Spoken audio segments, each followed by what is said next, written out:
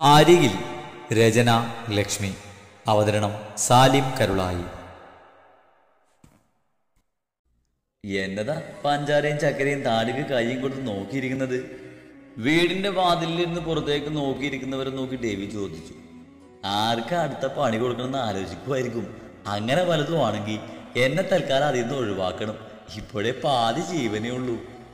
ഞങ്ങൾ ആറ്റും പാഞ്ഞൊന്നും കൂക്കാൻ പോവല്ല. പാപ്പ പയ്യവനിറ്റേല ഒപ്പിട്ട് ചായ മേനോ. വെറുതെ ഇരിക്കുന്ന പിള്ളേരുടെ വായിൽ കോരിട്ട് കുത്താൻ പോയേക്കുവാ. ഇവിടെ വലത് വന്നിരിക്കും മനുഷ്യ. ഇല്ലടി, ഞാൻ നന്നായി. വൈകമോളെ ജോയിച്ചാൻ ആ കാപ്പി ഇത്തിരി ഒഴിച്ചിങ്ങത്താ. അതും കുടിച്ച് ഞാൻ ഈ മരത്തിന്റെ ചോട്ടിലിരുന്നോളാം. ദേവി അവനെ ചിരിയോടെ നോക്കി നമ്മളുടെ കുറുമ്പികളുടെ അടുത്തേക്ക് നടന്നു. എന്നതാ എൻ്റെ പിള്ളേർക്ക് പറ്റിയത്? രണ്ടിനെയും മുഖം തെളിഞ്ഞിട്ടില്ലല്ലോ. പപ്പേ ബോരരിച്ചിറ്റുക കൊലച്ചിൽ പോവാം. അപ്പൊ ഇതിനായി നീ ഇരിപ്പല്ലേ? ഇന്നലെ എല്ലാം കൂടി പോയി കുളത്തിലും കണ്ടത്തിലും കിടന്നിട്ട് എപ്പോഴാ കയറി വന്നത്? ഇന്നിനെങ്ങും പോകുന്നില്ല. അതെ, കണ്ട പിന്നെ പോതിന്റെ കൂട്ടാന്നാലും.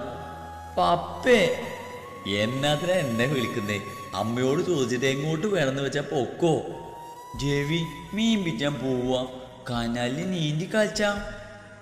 തുമ്പിയെ പീച്ചാം. ചവലെ കാനാം. ഓടി കളിച്ചാം. എന്താ നിർത്തിയത്? ബാക്കി കൂടി പറയേ. പട്ടിയെ കാണുമ്പോൾ അലറി വിളിച്ചോണ്ട് ഓടാം. ഓടുന്ന കൂടുതൽ ഉരുണ്ട് വീണ് മുട്ടിലെ പെയിന്റ് കളയാം. അത് മാത്രല്ല, ആരും അറിയാതെ കുളത്തിൽ മൂത്രം ഒഴിച്ച് വെക്കാം. വൈകിയും മോളിക്കുട്ടിയും ചിരിയോടെ പറഞ്ഞത് കേട്ട് പിള്ളേർ രണ്ടും പല്ല് കാണിച്ചു. ഹായ്, ഇളി നോക്കി രണ്ടിൻ്റെയും അവാർഡ് തരേണ്ട കാര്യം ചെയ്ത പോലെയല്ലേ. ഞങ്ങൾ കൊണ്ടുപോവോ? ഡെബി വൈകിയും മോളിക്കുട്ടിയൊന്ന് നോക്കി. അവർ രണ്ടുപേരും ചിരിയോടെ നിൽക്കുന്നത് കണ്ടപ്പോ അതേ ചിരിയോടെ അവൻ പിള്ളേരെയും നോക്കി. അയ്യ, വാ വാ പോവാം. രണ്ടുപേരും എഴുന്നേറ്റ് നിന്ന് തുള്ളാൻ തുടങ്ങി. തുടങ്ങി. ഇനി ഈ തുള്ളല് തിരിച്ചു വരുന്നവരെ കാണും. ഇന്നിനി ആടെ നെഞ്ചത്തോടാണ് അവർ രണ്ടും കൂടി കേറാൻ പോകുന്നത്. നീ വരുന്നുണ്ടോ? അതാ കാപ്പിയും പിടിച്ച് ഇരിപ്പാണോ? ഞാനുണ്ട്. കുളം എന്റെയും വീക്ക്നെസ് ആയി പോയില്ലേ, അതുകൊണ്ട് മാത്രം വരുന്നു. പക്ഷെ ഇവരും ഞാനും തമ്മിൽ ഒരു ബന്ധമില്ലേ? പിള്ളേരെ ചൂണ്ടി പറഞ്ഞവൻ കണ്ടത്തിലേക്ക് നടന്നു. എന്നാ നീ പിള്ളേരെയും കൊണ്ട് നടന്നോടാ, ഞങ്ങൾ അമ്മച്ചോട് പറഞ്ഞിട്ട് വരാം. അത്തല പിത്തല തവലാറ്റി മരിയമ്മഞ്ഞി വിളിച്ചൂരി ചുംബൂമ്പാ. അതൊന്നും എടുത്ത് വായിൽ വെക്കാതെ പിള്ളാരെ. വഴിയിൽ നിന്ന് കിട്ടിയ സകല പൂക്കളും രണ്ടിനെയും കുഞ്ഞിത്തല മുഴുവനുണ്ട്. പോരാതെ കുമിളുണ്ടാക്കി വിടുന്ന ചെടിയാണെന്നും പറഞ്ഞ് എല്ലാ ചെടിയും എടുത്ത് വായിൽ വെക്കുന്നുണ്ട്. വൈകിയും മോളിക്കുട്ടിയാണെങ്കിൽ രണ്ട് കമ്പും കൊണ്ട് രണ്ടിനെയും പിന്നാലെ തന്നെയുണ്ട്. കണ്ടത്തിലെത്തിയതോ കുറുമ്പികൾ രണ്ടും കൂടി ചെരുപ്പൂരി വെച്ച് വെള്ളത്തിൽ കാലിട്ടിരുന്നു. ചെറിയ മീനുകൾ വന്ന് കാലിലേക്കിളി ഇടുമ്പോൾ രണ്ടുപേരും കുലുങ്ങിച്ചിരിക്കും. വീട്ടിൽ നിന്ന് രണ്ടായി ഇറങ്ങിയെങ്കിലും കുളം കണ്ടപ്പോൾ ഡേബിയും ജോയും ഒന്നിച്ചു. രണ്ടും കണ്ടപാൾ അതീ ചാടി. പാപ്പന്മാരുടെ പ്രകടനം കണ്ടപ്പോൾ കുറിപ്പുകൾക്കും വാശിയായി. ഒടുവിൽ രണ്ടിനെയും കുളത്തിൽ ഇറക്കേണ്ടി വന്നു. അതുകൊണ്ട് തന്നെ കുളക്കരയിൽ നിന്ന് അമ്മമാരുൾപ്പെടെ നനഞ്ഞെന്ന് പറയാം. വെള്ളത്തിൽ അടിയും ഇടിയും എല്ലാം കഴിഞ്ഞപ്പോൾ സൂര്യൻ കടലിൽ ചാടാൻ സമയമായിരുന്നു. ഒടുവിൽ പിള്ളേരെയും പറക്കിയെടുത്ത് വീട്ടിലേക്ക് നടന്നു. ഒത്തിരി സന്തോഷത്തോടെയും ചിരിയോടെയും ആ ദിവസം അവിടെ അവസാനിച്ചു. എല്ലാം പാക്ക് ചെയ്തോ? അവിടെ രണ്ടുപേരും മുഖവും വെറുപ്പിച്ചിരിപ്പുണ്ട്. ഡ്രസ്സെല്ലാം എടുത്തു വെച്ചു. അതിൽ ടോയ്സ് കൂടി ഉണ്ട്. അത് പറഞ്ഞ് അവളും മോളിക്കുട്ടിയെ വിഷമത്തോടെ നോക്കി. ഇനി നീ കൂടി ഇങ്ങനെ ഇരിക്ക്. താഴെ എല്ലാവരും ഒന്നാമതേ ഷോക. ഞാൻ മാക്സിമം നോക്കിയതാ ലീവ് കിട്ടുമെന്ന്. സെയിം സ്റ്റാർട്ട് ചെയ്യുന്നതുകൊണ്ട് പറ്റില്ലെന്ന് ഡീന് തറപ്പിച്ചു പറഞ്ഞു. ബെസ്റ്റ്. ഇത് അന്നെ കൊച്ച് അങ്ങനെ വഴി പോകാൻ മടി കാണുന്ന പോലെ ഇരിക്കുവാണല്ലോ. ഒന്നുമില്ലേലും നീ ഒരു ടീച്ചറല്ലേടി. അപ്പോഴാ പോയി പിള്ളേർക്ക് നാലക്ഷരം പറഞ്ഞു കൊടുക്ക്. നിനക്ക് വിഷമൊന്നുമില്ലേ ഞങ്ങൾ പോകുന്നത്? ഇതേ ചോദ്യം നിന്റെ പുത്രി ചോദിച്ചിട്ട് പോയതേ ഉള്ളൂ. നിങ്ങൾ രണ്ടും ഇവിടെ എന്നും വേണം തന്നെ എൻ്റെ ആഗ്രഹം. ഇപ്പം അതിന് വാശി പിടിച്ചിട്ടും കാര്യമൊന്നുമില്ലല്ലോ. അതുകൊണ്ട് പോവാൻ നോക്ക്. എന്നിട്ട് എത്രയും പെട്ടെന്ന് ആ കള്ള നസ്രാണിയുടെ മിന്നും മേടിച്ച് ഇങ്ങോട്ട് സ്ഥിരം പുറത്തേക്ക് വരാൻ നോക്ക് പെണ്ണേ. വൈകി അവൾക്ക് നാണത്തിൽ കുതിർന്നൊരു ചിരി മറുപടിയായി നൽകി. പിന്നീട് ഒരുപാട് നേരം അവർ സംസാരിച്ചു. അതിനിടയിൽ നാളെ മടങ്ങാനായുള്ളതെല്ലാം റെഡിയാക്കി വെക്കാനും പറഞ്ഞില്ല. അതെ, ഇന്നാണ് ഡെവിയും വൈകിയും മാതിയും തിരിച്ചു പോകുന്നത്. ഇന്നലെ മുതൽ അന്നയും മാതിയും അതിന്റെ വിഷമത്തിലാണ്. വൈകിയോട് വാശി പിടിച്ച് ആദ്യം ഉറങ്ങിയത് പോലും അന്നയോടൊപ്പമാണ്. അത്രമാത്രം ആ കുഞ്ഞു മനസ്സുകൾ അടുത്തിരുന്നു. ചെറിയ അകൽച്ച പോലും ഉൾക്കൊള്ളാനാകാതെ. ഇന്ന് പോണോടാ ഇവരെയും കൊണ്ട്. കുറച്ച് ദിവസം കൂടി നിൽക്കാൻ മേലായോ? കുറച്ച് ദിവസം എന്ന് പറഞ്ഞ് വന്നിട്ട് ഇതിപ്പോ എത്ര ദിവസം കഴിഞ്ഞെന്ന് അറിയോ? എനിക്ക് പണിക്ക് പോകണ്ടയോ? വൈകിട്ട് കോളേജിലും പോകണം, ആദ്യം സ്കൂളിലും.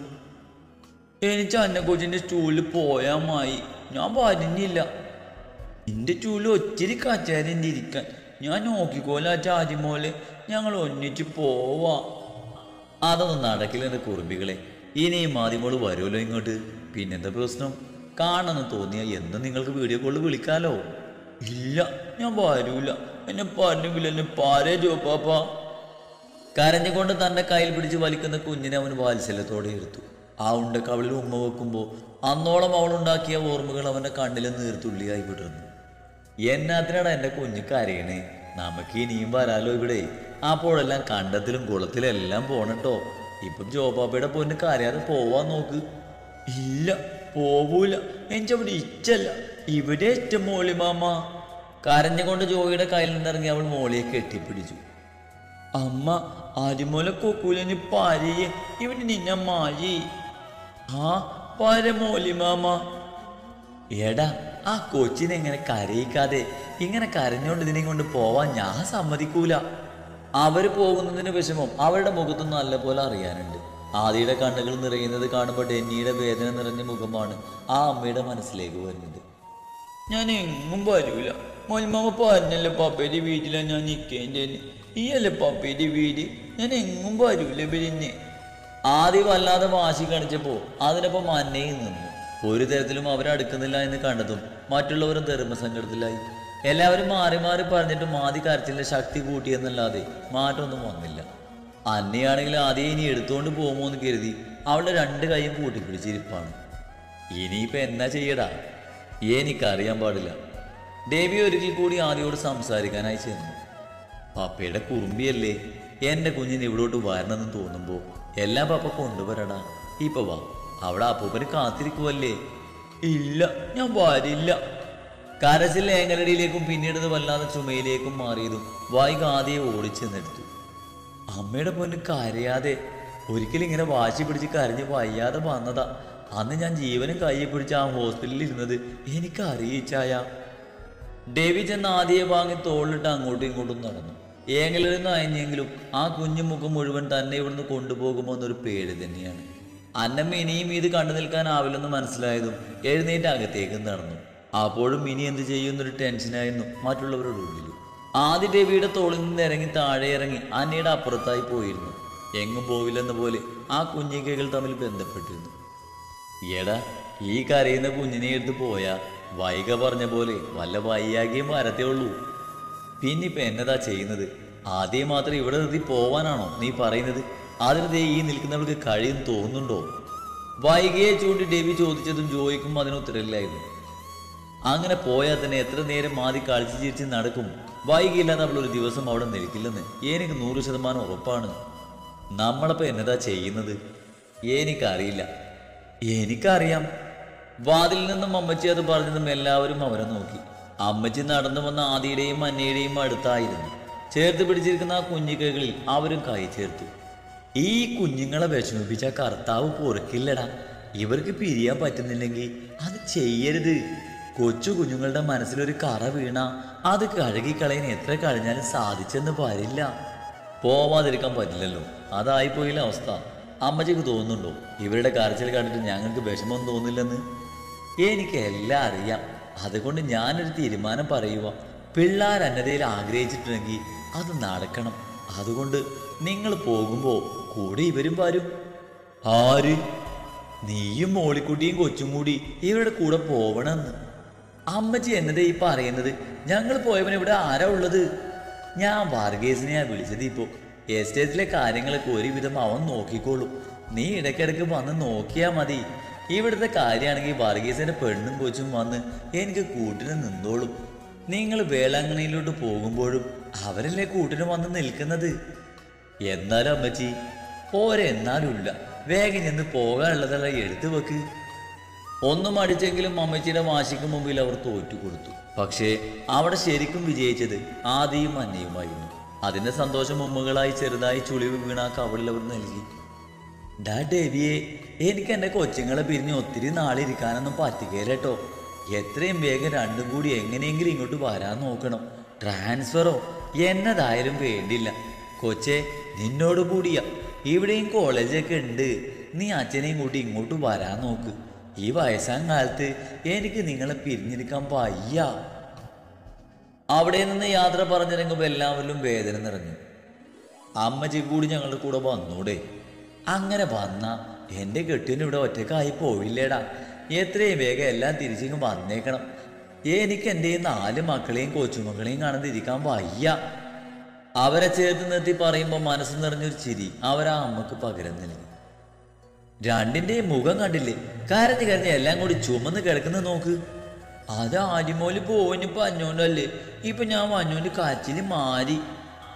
ആ അതെ, ആ പാവം അമ്മച്ചി അവിടെ ഒറ്റക്കായെന്ന് പറഞ്ഞാൽ മതിയല്ലോ. അതോർത്ത് വിഷമിക്കണ്ട, ഞാൻ 2 ദിവസം കഴിയുമ്പോൾ നാട്ടിലേക്ക് പോവുക. നീയും കൊച്ചി ഇവിടെ നിൽക്ക്. ദേവി അവനെ നോക്കി.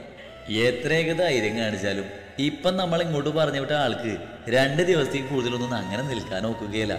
അതുമാത്രമല്ല, വർഗീസേനെ കൊണ്ട് ഒറ്റയ്ക്ക് അവിടുത്തെ കാര്യങ്ങൾ നോക്കുന്നത് എളുപ്പമല്ല. അതുകൊണ്ട് ഞാൻ പോകുക. ഇവര് പിന്നെ സമയം പോലെ അങ്ങ് വന്നാൽ മതി.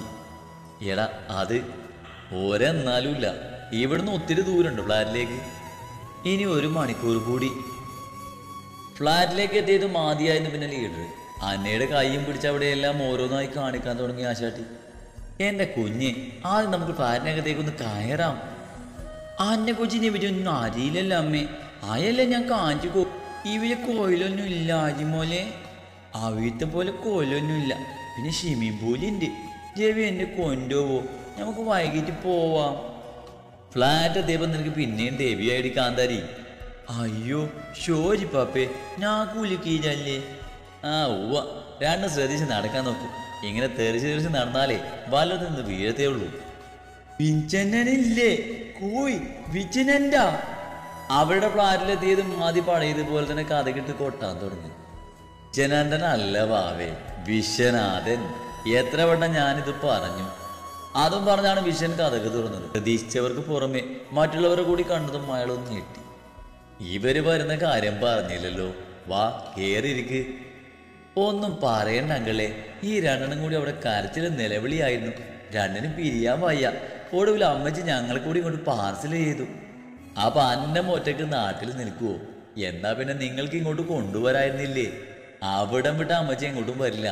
ഇപ്പൊ കൂട്ടു വർഗീസിന്റെ കുടുംബമുണ്ട്. പിന്നെ 2 ദിവസം കഴിയുമ്പോ ഞാൻ നാട്ടിലേക്ക് പോകുന്നുണ്ട്. ആ നിങ്ങളിരിക്ക്, ഞാൻ കുടിക്കാൻ എന്തെങ്കിലും എടുക്കാം. അതൊന്നും വേണ്ടച്ചാ, ഇവർക്ക് കുടിക്കാൻ കൊടുക്ക്. എനിക്ക് കുറച്ച് ഫയൽസ് നോക്കാനുണ്ട്. അതിനു മുമ്പ് ആ ഫ്ലാറ്റ് ഒന്ന് വൃത്തിയാക്കണം. അടഞ്ഞു കിടന്നതല്ലേ, ഞാനെന്നാൽ അങ്ങോട്ട് ചെല്ലട്ടെ. നമുക്ക് ഒന്നിച്ച് ചെയ്യാടാ. അതൊന്നും വേണ്ട, ഞാൻ താഴെ സെക്യൂരിറ്റിയോട് പറഞ്ഞ് അപ്പുറത്തെ ഫ്ലാറ്റിലൊക്കെ ജോലിക്ക് വന്ന സ്ത്രീയെ കൊണ്ട് അതെല്ലാം വൃത്തിയാക്കിയിട്ടിട്ടുണ്ട്. മോൻ ഫ്ലാറ്റിന്റെ കീ എന്നെ ഏൽപ്പിച്ചത് കൊണ്ട് അതിന് പറ്റി. ആ അത് നന്നായി. അപ്പോഴേക്കും എല്ലാവർക്കും കുടിക്കാനുള്ളതും കൊണ്ട് വൈകം വന്നിരുന്നു. കുറച്ചു നേരം അവരവിടെ നാട്ടിലെ വിശേഷങ്ങൾ പറഞ്ഞിരുന്നു. അന്ന കൊച്ചേ വാ, കുളിച്ച് ഉടുപ്പൊക്കെ മാറിയിട്ട് വരാം. ഞാൻ വരൂല, ആരുമളുടെ കൂടെ ഞാൻ. ഇനി അതിന് വാശി പിടിക്ക്. ദേ ആ കാണുന്നത് ഡെബിയുടെ ഫ്ലാറ്റ്. 10 സ്റ്റെപ്പ് നടക്കാനില്ല തികച്ച്. അപ്പോഴാ അന്ന കൊച്ചു പോയി കുളിച്ച് സുന്ദരിയായിട്ട് വാ. അപ്പോഴേക്കും ഞാൻ ആദ്യം കുളിപ്പിച്ച് നിർത്താം. എന്നിട്ട് 2 പേരും കൂടി എന്ത് വേണേ കാണിച്ചോ. പാതി എൻ്റെ പിള്ളേരെ, ഇതുങ്ങൾക്ക് വെള്ളത്തിൽ ആരെങ്കിലും കൈവശം കൊടുത്തിട്ടുണ്ടോ എന്തോ. വൈകുന്നേരം എല്ലാവരും കൂടി പൂളിലേക്ക് വന്നതാണ്. ഡെബിയും ജോയിയും ഉള്ളത് കൊണ്ട് പിള്ളേർക്ക് പിന്നെ സ്വർഗം കിട്ടിയതുപോലെയാണ്. നിനക്കും നാളെ തൊട്ട് പോണല്ലേ? വേണം. ആദ്യം സ്കൂളിൽ പോകാൻ മടി കാണിക്കുമ്പോൾ വഴക്ക് പറയുന്ന ഞാനാ. എനിക്കിപ്പോൾ അതിലും മടിയാ. അമ്മച്ചി പറഞ്ഞ പോലെ നാട്ടിലൊരു വേക്കൻസി ഞാനും നോക്കുന്നുണ്ട്. അച്ഛനോട് പറഞ്ഞപ്പോൾ അച്ഛന് 100 വട്ടം സമ്മതം. എന്തുകൊണ്ട് നല്ലത് അതാണെന്നാണ് എനിക്കും തോന്നുന്നത്. ഈ പിള്ളേരെ ഇനി പിരിക്കാനൊന്നും പറ്റുമെന്ന് എനിക്ക് തോന്നുന്നില്ല. പാശ വെച്ച് ഒട്ടിച്ച പോലെ 2ൻ്റെയും നടപ്പ്. ഈ ചായം കൂടി നാട്ടിലേക്ക് വന്നാൽ പിന്നെ എനിക്കൊരു ആശ്വാസമായിരുന്നു. അതെങ്ങനെയാ? അതിനെപ്പറ്റി പലതും പറയാൻ ചെന്നാ അപ്പം എനിക്ക് ആ ഫയൽ നോക്കാനുണ്ട്, ഈ ഫയൽ നോക്കാനുണ്ട്. അങ്ങ് തുടങ്ങുമല്ലേ? അത് ശരിയടി. ഇച്ചായനും അതെ, 2 കൂടി എന്നതൊക്കെയോ ഒളിപ്പിക്കുന്നുണ്ട്. വായിക്കാൻ ഞാനത് കണ്ട് പിടിക്കുന്നുണ്ട്. ഡാ ഞാൻ നാളെ വൈകിട്ട് പോകും. എത്രയും വേഗം വൈകിട്ടെല്ലാം പറഞ്ഞ് ശരിയാക്കി നാട്ടിലേക്ക് വരാൻ നോക്കും. എന്നിട്ട് വേണം ആ ഫിലിപ്പിനിട്ടൊരു പണി കൊടുക്കാൻ. അവളോട് എന്നതാടാ ഞാൻ പറയേണ്ടത്? തേങ്ങ എടാ പൊട്ട, ആദ്യം നിന്റെ ഡെന്നിയുടെ കൊച്ചാന്ന് പറയടാ അവളോട്. ഇപ്പം അവളുടെ മാത്രമല്ലല്ലോ, നിന്റെ സ്വന്തം കൂടിയല്ല ആ കുഞ്ഞ്. എടാ അത് പറയാൻ വന്നത് പൂർത്തിയാക്കാൻ കഴിയാതെ വാതിലിലെല്ലാം കേട്ടുകൊണ്ടു നിന്ന വൈകിയെ കണ്ടവൻ വല്ലാതെയായി. അവളുടെ നിറഞ്ഞ കണ്ണുകളും അതിൽ നിന്ന് വിരിയുന്ന കനലും അവനെ തെല്ലൊന്ന് തളർത്തി. അവനെന്തെങ്കിലും പറയാനാകും മുമ്പേ അവൾ ഡോറ് വലിച്ചടിച്ച് അവിടുന്ന് പോയിരുന്നു.